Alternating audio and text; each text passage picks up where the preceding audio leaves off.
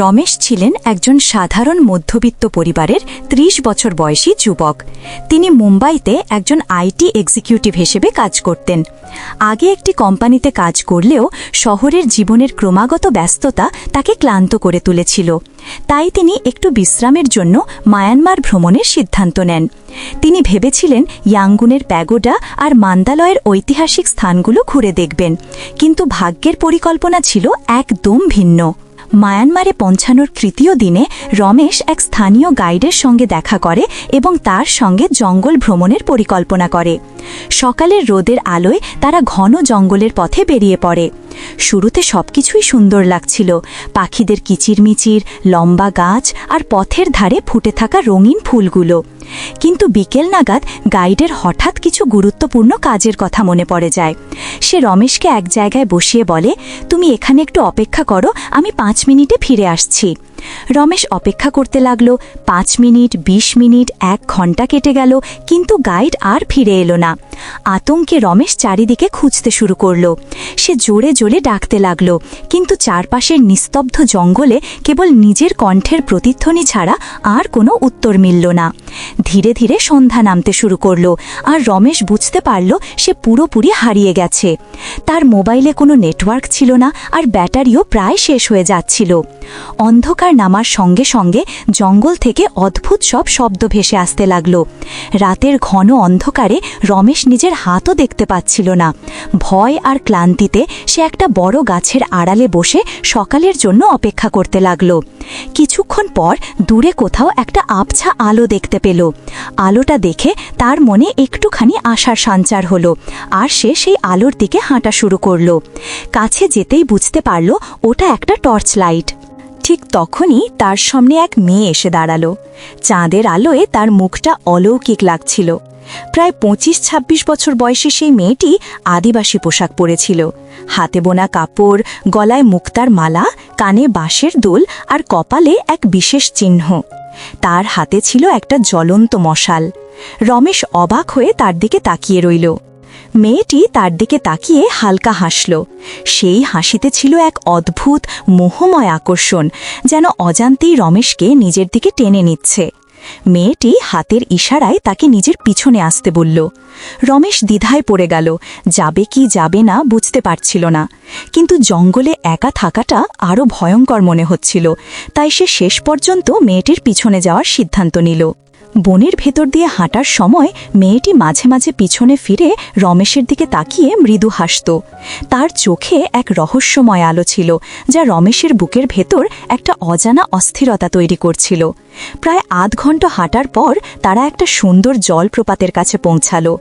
জলের শব্দ আর চাঁদের আলোয় জায়গাটা যেন স্বর্গের মতো লাগছিল। মেয়েটি একটা পাথরের ওপর টর্চটা রেখে জলের দিকে ইশারা করল। সে 2 হাত জোড়া করে কিছু জল পান করল। তারপর রমেশের দিকে তাকিয়ে তাকেও একই কাজ করার ইঙ্গিত দিল। রমেশ যত কাছে গেল ততই মেয়েটি তার চোখে আরও সুন্দর লাগছিল। চাঁদের আলোয় তার মুখটা যেন দীপ্ত হয়ে উঠেছিল। রমেশও কিছু জল পান করল, কিন্তু তার চোখ তখনও সে মেয়েটির মুখের দিকেই স্থির ছিল। মেয়েটি অদ্ভুত আকর্ষণে ভরা দৃষ্টিতে তার দিকে তাকিয়ে রইল, যেন সেই চোখের গভীরে লুকিয়ে আছে কোনো গোপন রহস্য। হঠাৎ মেয়েটি হাত বাড়িয়ে রমেশের মুখে আলতো করে স্পর্শ করল। তার আঙুলগুলো এত নরম ছিল যে রমেশের হৃদস্পন্দন হঠাৎ দ্রুত হয়ে গেল। সে ধীরে ধীরে তার চুলে হাত বুলিয়ে দিল, তারপর আলতো করে তার কাঁধে স্পর্শ করল। রমেশ পুরোপুরি বিভ্রান্ত হয়ে পড়ল। কি ঘটছে কিছুই বুঝতে পারছিল না, কিন্তু সেই মুহূর্তে তার হৃদয় যেন পুরোপুরি হারিয়ে গেল সেই মেয়েটির মধ্যে। তারা দুজনেই পাশে বসে পড়ল। মেয়েটি রমেশের হাত ধরে তাকে নিজের দিকে টেনে নিল। জলপ্রপাতের পাশে চাঁদের আলোয় তাদের মাঝে এক অদ্ভুত কিন্তু গভীর সংযোগ তৈরি হতে শুরু করল। মেয়েটি ধীরে ধীরে তার আঙুল দিয়ে রমেশের ঠোঁটে স্পর্শ করল, আর মুহূর্তের মধ্যেই তাদের ঠোঁট মিলিত হল। রমেশের শরীর কেঁপে উঠল। তার মনে হচ্ছিল যেন সে স্বপ্নের ভেতরে আছে। মেয়েটি আলতো করে তাকে মাটিতে শুইয়ে দিল। তার হাত ধীরে ধীরে রমেশের গায়ে বুলিয়ে যাচ্ছিল, আর রমেশ তাকে নিজের বাহুর মধ্যে জড়িয়ে ধরল। সেই রাতটা ছিল একেবারে অবিস্মরণীয়। জঙ্গলের গভীর নীরবতার মধ্যে শুধু জলপ্রপাতের শব্দ আর তাদের নিঃশ্বাসের প্রতিধ্বনি শোনা যাচ্ছিল। তারা একে অপরের মধ্যে এমনভাবে হারিয়ে গেল যেন চারপাশের পৃথিবীটাই নেই। কিছুক্ষণ পর যখন তারা দুজনেই শান্ত হল, মেয়েটি রমেশকে উঠে দাঁড়াতে ইশারা করল। তারপর তার হাত ধরে তাকে সামনে এগিয়ে নিল। রমেশ চুপচাপ তার পিছনে পিছনে হাঁটছিল, এখনও চিন্তায় ডুবে। যদিও তারা একটিও কথা বলেনি, তবুও রমেশ মনে করছিল যেন সে মেয়েটির সঙ্গে কোনো অদ্ভুতভাবে গভীরভাবে যুক্ত হয়ে গেছে। প্রায় ২০ মিনিট হাঁটার পর তারা বনের মাঝখানে একটা ছোট গ্রামে পৌঁছালো। গ্রামটা বাঁশ আর কাঠ দিয়ে তৈরি, ছোট ছোট ঘর আর মাঝখানে মশাল জ্বালানো এক খোলা মাঠ। কিন্তু মাঠে যা দেখল তাতে রমেশের শরীর জমে গেল। প্রায় ৩০ থেকে ৪০ জন আদিবাসী লোক সেখানে দাঁড়িয়েছিল। সবার হাতে ধারালো বর্শা আর মুখে যুদ্ধের মতো কঠোর ভাব। তাদের সবার চোখ তখন রমেশের দিকে স্থির। রমেশ একেবারে স্থির হয়ে দাঁড়িয়ে রইল। তার মনে হলো হয়তো তাকে কোনো বলিদানের জন্য এখানে আনা হয়েছে। মেয়েটি সোজা ভিড়ের ভেতর দিয়ে হেঁটে গেল। তখন এক বয়স্ক ব্যক্তি, সম্ভবত ৬০ বছর বয়সী, এগিয়ে এলেন। তার মুখে গভীর কুচকানো রেখা, চোখে তীক্ষ্ণ দৃষ্টি। দেখেই বোঝা যাচ্ছিল তিনি এই উপজাতির প্রধান। মাথায় পালক লাগানো টুটি যেন তার মর্যাদার প্রতীক। মেয়েটি তার সামনে হাত জোড় করে কিছু বলল। রমেশ তাদের ভাষা বুঝতে পারছিল না, কিন্তু তার মুখের ভাব দেখে মনে হচ্ছিল সে খুব গুরুত্বপূর্ণ কিছু বলছে। কিছুক্ষণ পর মেয়েটি রমেশের দিকে আঙুল তুলে দেখালো, তারপর নিজের বুকে হাত রাখল। প্রধান ধীরে ধীরে রমেশের দিকে তাকাল। তার চোখে এমন তীক্ষ্ণতা যেন সে রমেশের ভেতরটা পড়ে ফেলছে। তারপর সে কিছু বলল কঠোর গলায়, আর রমেশ বুঝে গেল সে তার ওপর রাগ করেছে। মেয়েটি আবার কথা বলল, এবার অনুনয় বিনয় ভরা স্বরে। সে রমেশের হাত ধরে তার বাবার সামনে দাঁড়ালো। প্রধান তার লোকদের কিছু বললেন, আর সঙ্গে সঙ্গে ২-৩ জন লোক এগিয়ে এলো। তারা মাঠের মাঝখানে বড় বড় কাঠের গুঁড়ি সাজিয়ে আগুন ধরিয়ে দিল। মুহূর্তের মধ্যে আগুনের লেলিহান শিখা আকাশ ছুঁয়ে উঠল। রমেশ পুরোপুরি বিভ্রান্ত ও ভীত হয়ে পড়ল। ঠিক তখনই মেয়েটি তার কানের কাছে মুখ এনে ভাঙা ইংরেজিতে ফিসফিসিয়ে বলল, ফায়ার অফ লাভ, ভালোবাসার আগুন। রমেশ তখন বুঝতে পারল এটা কোনো সাধারণ আগুন নয়, এটা ভালোবাসার পরীক্ষা। তাকে আগুনের মধ্য দিয়ে হেঁটে যেতে হবে, প্রমাণ করতে হবে যে সে সত্যিই তাকে ভালোবাসে। কিন্তু খালি পায়ে আগুনের ভেতর দিয়ে হেঁটে যাওয়া মানে প্রায় আত্মহত্যা। সে মেয়েটির দিকে তাকাল। মেয়েটির চোখ অশ্রুতে ভরে উঠেছিল, যেন তার পুরো জীবন রমেশের সিদ্ধান্তের উপর নির্ভর করছে। সেই মুহূর্তে রমেশের মনে পড়ল জলপ্রপাতের ধারে চাঁদের আলোয় কাটানো সেই রাতের কথা, যে রাতে তারা একে অপরের মধ্যে হারিয়ে গিয়েছিল। সেটা কেবল আকর্ষণ ছিল না, সেটা ছিল সত্যিকারের ভালোবাসা। আগুনের তাপ ধীরে ধীরে রমেশের ত্বকে লাগতে শুরু করল। প্রধান তার হাত উঁচু করে ইশারা দিলেন, রমেশকে এগিয়ে যেতে বললেন। রমেশ একবার শেষবারের মতো মেয়েটির দিকে তাকাল। মেয়েটি হালকা করে হাসল, একটা হাসি যেখানে ছিল আত্মবিশ্বাস, ভালোবাসা আর চিরদিন পাশে থাকার নীরব প্রতিশ্রুতি। রমেশ এক গভীর নিঃশ্বাস নিল, চোখ বন্ধ করল, আর মনে পড়ল তার স্পর্শ, তার ঘ্রাণ, তার ঠোঁটের মিষ্টি অনুভূতি। তারপর ধীরে ধীরে সে আগুনের ভেতরে পা রাখল। আগুনের শিখা তার পা চেটে যাচ্ছিল, কিন্তু আশ্চর্যের বিষয়, ব্যথা ততটা তীব্র ছিল না যতটা সে ভাবছিল। হয়তো ভালোবাসার শক্তি তার ভয়কে হারিয়ে দিয়েছিল। এক এক করে পা ফেলে রমেশ আগুনের ভেতর দিয়ে হেঁটে যাচ্ছিল। চারপাশের আদিবাসীরা অবিশ্বাসের চোখে তাকিয়েছিল, যেন তারা দেখছে কোনো অলৌকিক ঘটনা।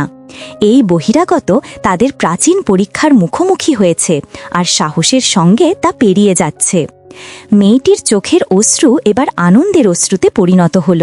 সে বুঝে গেল রমেশ তাকে সত্যিই ভালোবাসে। অবশেষে রমেশ আগুনের অপর পাশে পৌঁছাল। তার পা কিছুটা পুড়েছিল, কিন্তু কোনো গুরুতর আঘাত লাগেনি। মেয়েটি দৌড়ে এসে তাকে জড়িয়ে ধরল, আনন্দে কেঁদে ফেলল। প্রধান ধীরে ধীরে তাদের কাছে এসে দাঁড়ালেন। তার মুখে এখন গর্ব আর প্রশংসার ছাপ স্পষ্ট।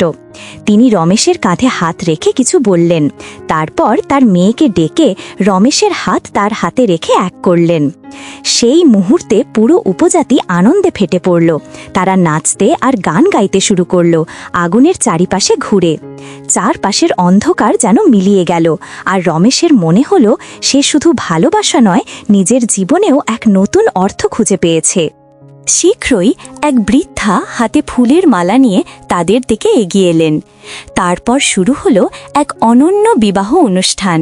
তিনি রমেশ ও মেয়েটির গলায় মালা পরিয়ে দিলেন, একটি বিশেষ কাপড় দিয়ে তাদের হাত একসঙ্গে বেঁধে দিলেন এবং নিজের ভাষায় প্রার্থনা করলেন। চারপাশে উপজাতির লোকজন গান গাইতে শুরু করল, কেউ ঢোল বাজাচ্ছিল, কেউ নাচছিল। পুরো পরিবেশটা এক রহস্যময় আনন্দে ভরে উঠল। রমেশ যেন বিশ্বাসই করতে পারছিল না কি ঘটছে। মাত্র 1 ঘন্টা আগে সে বনে হারিয়ে গিয়েছিল, আর এখন সে এমন এক মেয়েকে বিয়ে করছে যার নামটাও সে জানে না। তবুও তার মনে কোনো সন্দেহ ছিল না, সব কিছুই ঠিক মনে হচ্ছিল, যেন এটাই তার জীবনের ঠিক ঠিকানা। অনুষ্ঠান শেষ হলে মেয়েটি রমেশকে নিয়ে গেল একটি ছোট বাঁশের ঘরে। ঘরের ভেতরটা ছিল সুন্দরভাবে সাজানো, মেঝেতে রঙিন কাপড় পাতা, চারপাশে ফুল দিয়ে সাজানো, আর পাতা দিয়ে তৈরি এক বিছানা রাখা ছিল মাঝখানে। সে রমেশকে বসিয়ে তার পায়ের দিকে তাকাল। আগুনের মধ্যে দিয়ে হাঁটার কারণে তার পা সামান্য পুড়ে গিয়েছিল। মেয়েটি কিছু ভেষজ নিয়ে এসে আলতো করে সেই জায়গায় লাগিয়ে দিল। রমেশ সঙ্গে সঙ্গে এক ধরনের শীতল স্বস্তি অনুভব করল। মেয়েটি তার দিকে তাকিয়ে মৃদু হেসে দিল। তারা একসাথে বসে বাইরে থেকে ভেসে আসা উপজাতির গানের শব্দ শুনতে লাগল। রাতের হাওয়ায় ঢোলের আওয়াজ ধীরে ধীরে মিশে যাচ্ছিল। রমেশ মেয়েটির হাত ধরে তার কপালে একটুখানি চুমু খেল। মেয়েটি লজ্জায় মুখ নামিয়ে ফেলল, তারপর তাকে আলতো করে জড়িয়ে ধরল। তারা দুজনেই একসঙ্গে শুয়ে পড়ল। সেই রাতে রমেশ গভীরভাবে বুঝতে পারল ভালোবাসার কোনো ভাষা নেই। সে মেয়েটির নাম জানত না, তার কথা বুঝতে পারত না, তবুও তাদের হৃদয় যেন একই ছন্দে একসঙ্গে স্পন্দিত হচ্ছিল। ভোরের প্রথম সূর্যের আলো ঘরে ঢুকে পড়তেই রমেশের ঘুম ভাঙল। সে চোখ খুলে দেখল মেয়েটি তার পাশে শান্তভাবে ঘুমিয়ে আছে। তার মনে হলো হয়তো সে এখনো স্বপ্ন দেখছে, কিন্তু নিজের পায়ে লাগানো ভেষজ আর হাতে বাঁধা কাপড়টা দেখে সে বুঝল সবকিছুই বাস্তব। কিছুক্ষণ পর মেয়েটি জেগে উঠল। সে রমেশের দিকে তাকিয়ে মিষ্টি করে হাসল, তারপর বাইরে চলে গেল। একটু পরেই সে ফিরে এলো এক ঝুড়ি ভর্তি ফল নিয়ে। হাসি মুখে সে রমেশকে ফল এগিয়ে দিল এবং খেতে ইশারা করল। তারা দুজনে পাশাপাশি বসে ফল ভাগাভাগি করে খেতে লাগল। একে অপরের চোখের দিকে তাকিয়ে হেসে উঠল, যেন সেই হাসিতেই লুকিয়েছিল তাদের ভালোবাসার পুরো গল্পটা। রমেশের মনে তখন হাজারো প্রশ্ন ঘুরপাক খাচ্ছিল। এখন কি হবে? সে কি এখানেই থাকবে নাকি ফিরে যাবে? কিন্তু যখনই সে মেয়েটির দিকে তাকাল, তার সব প্রশ্ন যেন মিলিয়ে গেল।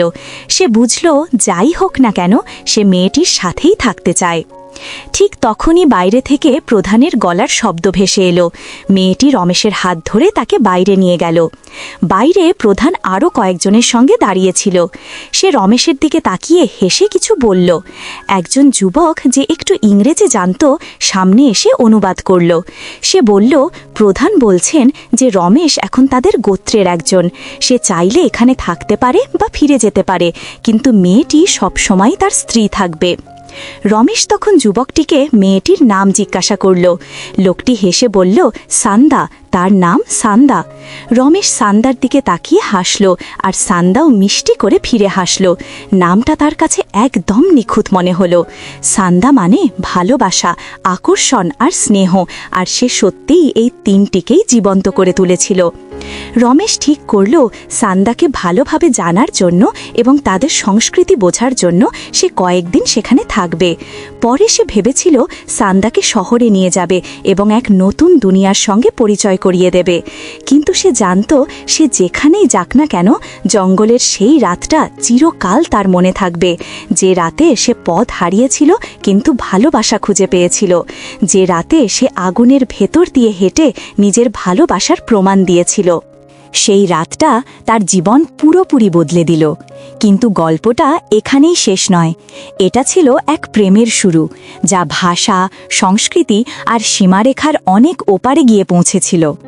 রমেশ আর সান্দার গল্প আমাদের শেখায় ভালোবাসার কোনো ভাষা নেই।